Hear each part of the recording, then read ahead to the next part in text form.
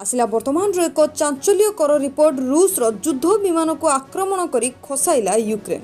आसतु जानिबा एहाकु नै कोन रहिछि संपूर्ण खबर। तेबे ता पूर्व सब्सक्राइब करिनंतु ओडिया टीवी दुनिया को एवं पाखरे आसुथिबा बेल आइकन टिको प्रेस करिनंतु। तेबे यूक्रेन रूस मध्य युद्ध परिस्थिति जारी रही। यूक्रेन उपरे आक्रमण को 10म दिन हो जाइछि। आज चेर्निव रे यूक्रेन वायुसेना पक्षरु रूस एक युद्ध विमान को आक्रमण कर खसाई दिया जाइछि। सेतिरे थिबा जणे पायलट को मृत्यु घटिया बेले अन्य जन को गुरुतर अवस्था उद्धार करा जाय अटक रखा जाइछि।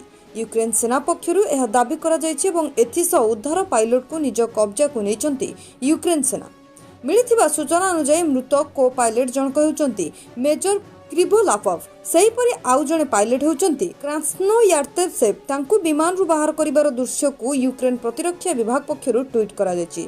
अन्य पक्षरे रूस पक्षरु चेर्निव रे होइतबा आक्रमण रे 22 जनकर मृत्यु घटिछि। सेमानक शव को उद्धार करा जायछि। सेठारे उद्धार कार्य जारी रहिछि। स्थानीय राज्यपाल कहिसंती एक एयर स्ट्राइक रे 9 जन लोकंकर मृत्यु घटिछि। 2टी स्कूल एवं 2टी आवासिक घर नष्ट होइछि। तेबे यूक्रेन और रूसियार घमाघोट युद्ध मध्य एक बड़ खबर सामना को आसी पहुंचुची।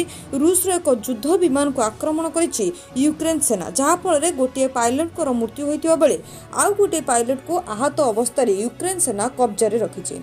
तेबे युद्ध को नहीं बारंबार अपडेट जानापी चाहूले आम सहित जमी जोड़ी रही था। आपणकर मतामत प्रतिक्रिया आमको कमेंट माध्यम जनातु। वीडियो को लाइक शेयर करूँ। जो मैंने भी चैनल नुआ अच्छा सब्सक्राइब करनी ओडिया टीवी दुनिया को। से पर्यंत मु रही नमस्कार।